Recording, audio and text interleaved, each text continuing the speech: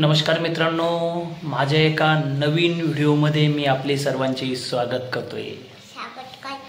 मित्रांनो, आज तारीख आहे 6/7/2025, वार रविवार। आज काय माहिती आहे? जत्रा नाही, आज आहे बघा आषाढी एकादशी। आज आषाढी एकादशी। आज मित्रांनो आम्ही चाललोय बघा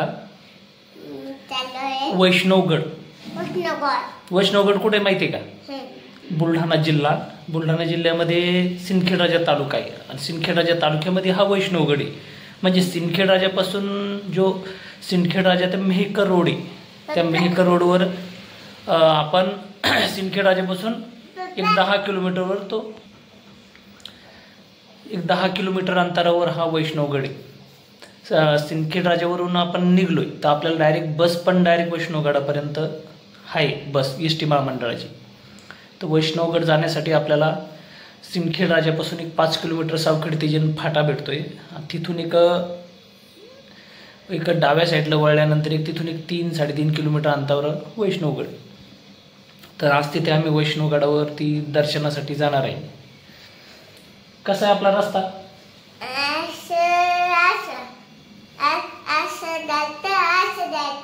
असा रस्ता आहे का?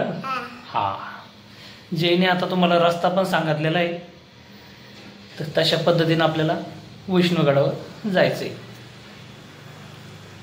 चला तर मग आपण निघूया आता।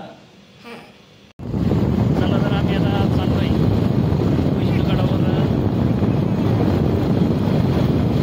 दर्शनासाठी।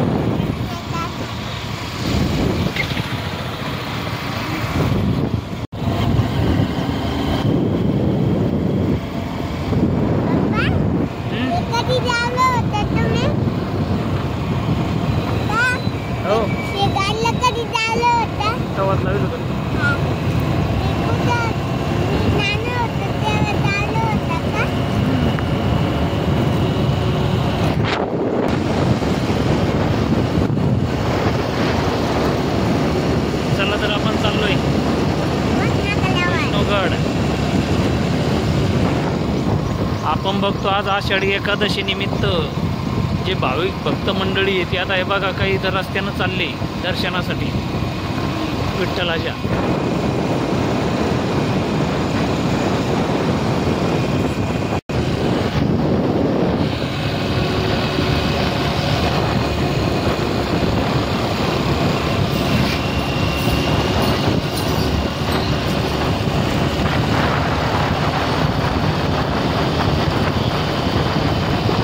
वैष्णवगडावर लोक पायी जातात।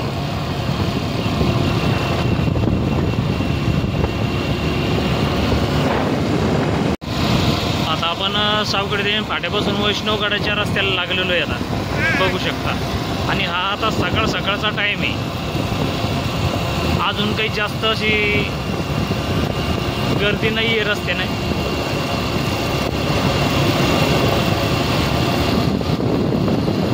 आता सकाळचे 6:30 वाजले। आता सकाळचा हा टाईम आहे 6:30चा, त्यामुळं आता इथून पुढं भरपूर लोकांची गर्दी होतात। आपण बघू शकता हे समोर जे चालले आता हे स्टॉलवाले आपापले स्टॉल लावण्याची गडबड वैष्णवगडावर।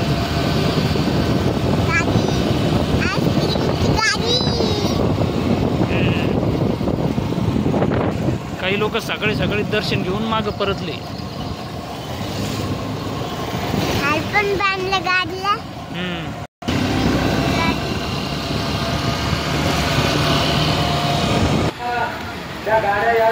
आपण पोहोचलो बघा आता वैष्णवगडावर, गडाच्या पायथ्याशी आलेलो आहे आपण आता। आपण बघू शकता आता नेमकीच गर्दी वाढायला लागली। आता जरी सकाळचा टाइम तरी मी नेमकीच आता गर्दी वाढायला लागली आणि हे लोक आपापले स्टॉल म्हणजे दुकानं लावण्याच्या सध्या गडबडीत आहे, तुम्ही बघू शकता।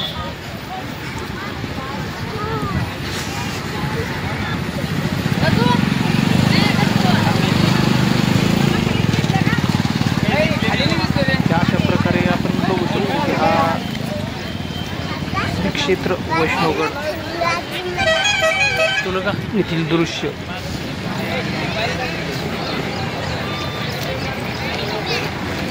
आता हे अशा प्रकारे तुम्ही बघू शकता की अशा प्रकारे हे जे बांधलेलं आहे हे बारीला लागण्यासाठी म्हणजे आता जी पब्लिक येणार आषाढी एकादशी निमित्त तर एवढे पब्लिकला कसं मॅनेज करायचं यासाठी आता हे जे बारीसाठी जे आपण बघू शकतो जे बांबू वगैरे बांधलेले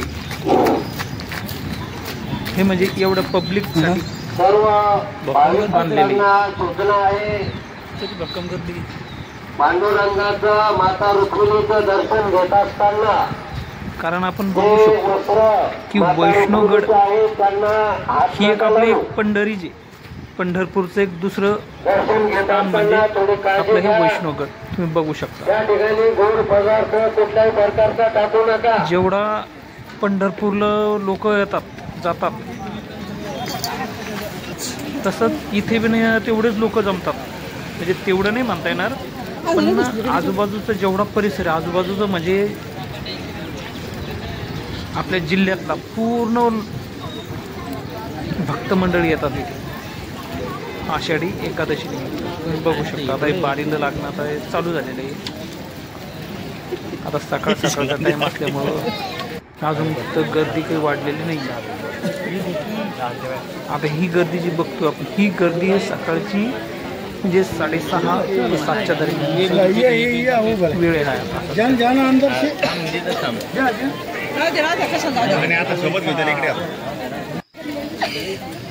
बघू शकता तुम्ही हे आता वरी जे दिसतात ही आता दर्शनासाठी रांगी